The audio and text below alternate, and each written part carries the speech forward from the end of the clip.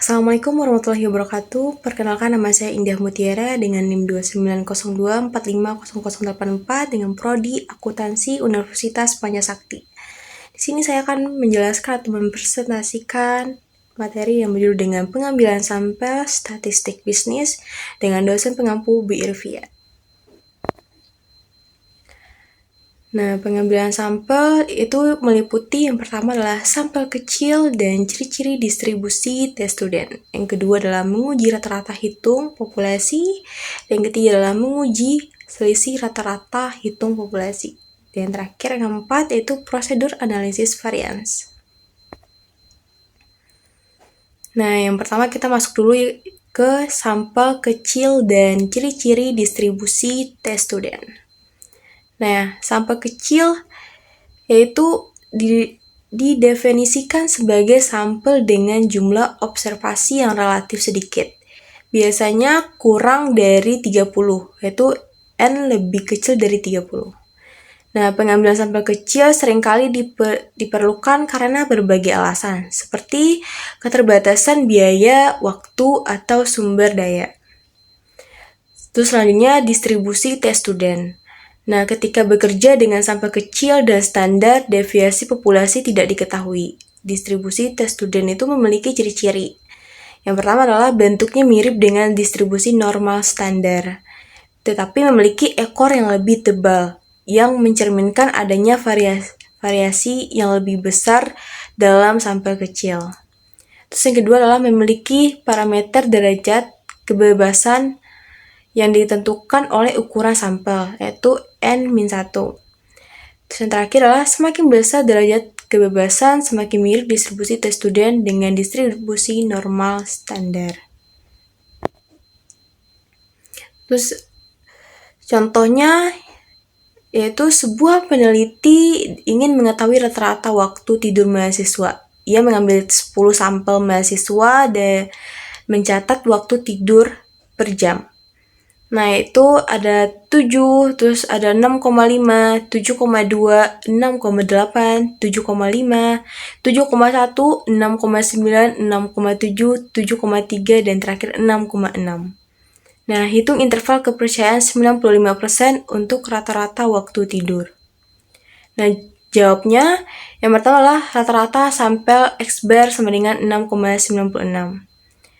Terus yang kedua adalah simpangan baku, yaitu S sama dengan 0,312. Yang ketiga, N sama dengan 10, derajat bebas atau df sama dengan 9. Yang keempat adalah di tabel, yaitu A sama dengan 0,005, df sama dengan 9, hasilnya 2,262. Rumusnya yaitu C1 sama dengan X bar plus minus T dikali S per akar kuadrat dari N sama dengan 6,96 kurang lebih 2,262 dikali dengan 0,312 per akar kuadrat dari 10 sama dengan 6,96 kurang lebih 0,223. Hasilnya C1 sama dengan 6,74,7,18. Jadi interval kepercayaan 95% rata-rata tidur mahasiswa adalah 6,74 sampai 7,18 per jam. Selanjutnya kita masuk ke menguji rata-rata hitung populasi. Nah, uji ini digunakan untuk membandingkan rata-rata sampel dengan nilai rata-rata yang telah ditentukan atau nilai dugaan hipotesis dari suatu populasi. Tujuannya adalah untuk menentukan apakah perbedaan antara rata-rata sampel dan rata-rata populasi yang diduga signifikan secara statistik. Langkah-langkah uji T1 sampel itu ada beberapa, yaitu yang pertama, rumuskan hipotesis 0 atau H0 dan hipotesis alternatif yaitu H1. Kedua adalah tentukan tingkat signifikan A yang diinginkan. Yang ketiga adalah hitung statistik uji. Yang keempat, tentukan nilai kritis dari tabel tes student atau gunakan perangkat lunak statistik. Terus yang terakhir adalah bandingkan nilai statistik uji dengan nilai kritis dan buat keputusan apakah akan menolak atau tidak menolak hipotesis 0. Nah, selanjutnya kita masuk ke contoh soalnya. Yaitu perusahaan mengklaim rata-rata pelayanan adalah 5 menit, sampai 25 pelanggan menunjukkan rata-rata 5,4 menit. Simpangan baku 0,8 menit. Uji dengan A sama dengan 5%. Nah, cara jawabnya yaitu hipotesis 0 dibagi dengan mu sama dengan 5. Hipotesis signifikan dibagi dengan mu tidak sama dengan 5, yaitu dua arah. Dan N sama dengan 25, X bar sama dengan 5,4, E sama dengan 0,8. Terus T hitung, yaitu sama dengan 5,4 kurang 5 per 0,8 dibagi akar kuadrat dari 25. Sama dengan 0,4 per 0,16, sama dengan hasilnya 2,5. Selanjutnya adalah T tabel, yaitu df sama dengan 24, A sama dengan 0,05, jadi hasilnya 2,064. Nah, karena 2,5 lebih besar dari 2,064, ya jadinya tolak H, atau hipotesis. Nah, kesimpulannya ada perbedaan signifikan pelayanan lebih lama dari klaim perusahaan.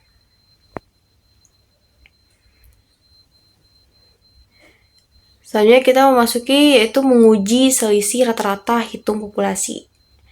Nah, dari uji T2 sampel. Nah, ini digunakan untuk membandingkan rata-rata dua kelompok sampel yang berbeda untuk melihat apakah ada perbedaan signifikan antara rata-rata dua populasi yang diwakili oleh sampel-sampel tersebut. Selanjutnya adalah uji T2 sampel bebas. Nah, digunakan jika sampel berasal dari dua populasi yang independen atau tidak berhubungan. Terus, yang ketiga adalah uji T2 sampel berpasangan.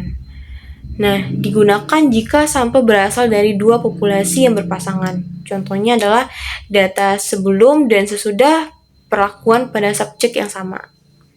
Nah, langkah-langkah uji T2 sampel itu yang pertama adalah rumuskan hipotesis 0 atau H0 dan hipotesis alternatif atau H1. Yang kedua, tentukan tingkat signifikan A. Ketiga, hitung statistik uji T. Keempat, tentukan nilai kritis dari tabel tes student atau gunakan perangkat lunak statistik. Terakhir, bandingkan nilai statistik uji dengan nilai kritis dan buat keputusan untuk menolak atau tidak menolak H0 atau hipotesis 0. Nah, selanjutnya kita masuk ke contoh soalnya, yaitu cabang A, yaitu N1 sama dengan 30, X bar 1 sama dengan 120, S1 sama dengan 15. Terus yang kedua, cabang B, yaitu N2 sama dengan 35, X bar 2 sama dengan 130, S2 sama dengan 20. Uji apakah rata-rata pengunjung berbeda signifikan. A sama dengan 0,05. Nah, cara jawabnya yaitu hipotesis 0 dibagi dengan mu1 sama dengan mu2. Dan kedua, hipotesis signifikan dibagi dengan mu1 tidak sama dengan mu2. Yang ketiga, hitung standar error gabungan, yaitu SE sama dengan akar kuadrat dari S1 pangkat 2 per N1 ditambah S2 pangkat 2 per N2. Itu sama dengan akar kuadrat dari 225 per 30 tambah 400 per 35 sama dengan akar kuadrat dari 7,5 tambah 11,43 sama dengan 18,93 akar, yaitu hasilnya 4,35. Terus yang keempat, T hitung, yaitu sama dengan 120 dikurang 130 per 4,35. Yaitu sama dengan min 10 per 4,35. Hasil akhirnya min 2,30. Terus yang kelima, derajat bebas, yaitu min 30,35. Jadi df sama dengan 29 T tabel, yaitu 2,045. Karena min 2,30 lebih besar dari 2,045, jadi tolak hipotesis 0. Kesimpulannya, terdapat perbedaan signifikan antara dua cabang.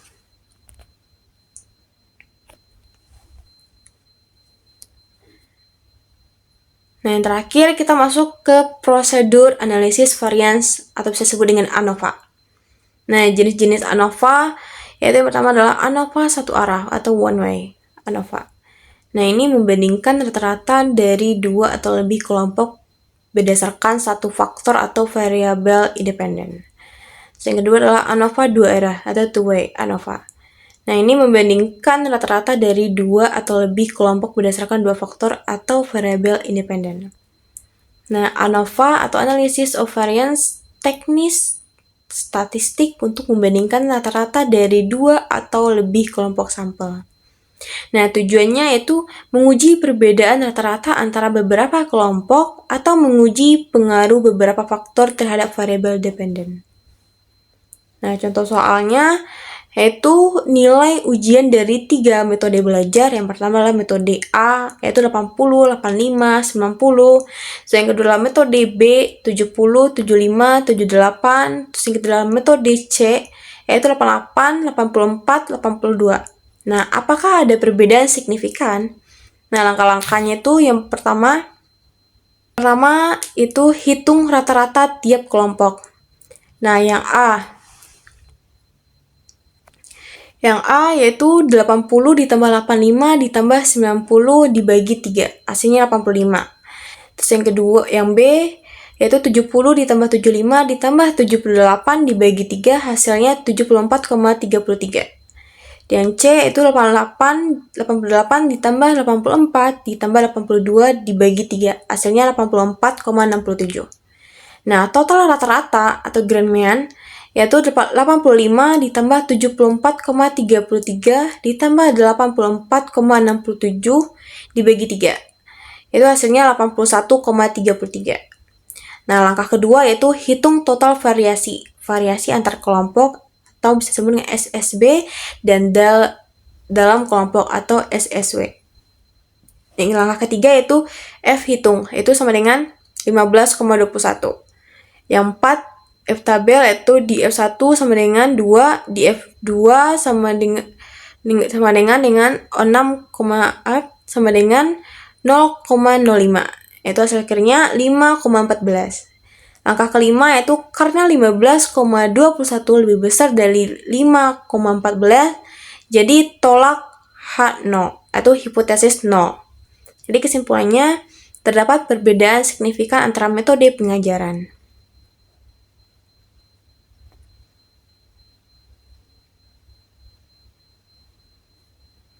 Nah, sekian presentasi saya. Mohon maaf jika ada salah kata dalam penyebutannya dari materi tersebut. Saya mohon maaf dan saya akhiri dengan wassalamualaikum warahmatullahi wabarakatuh.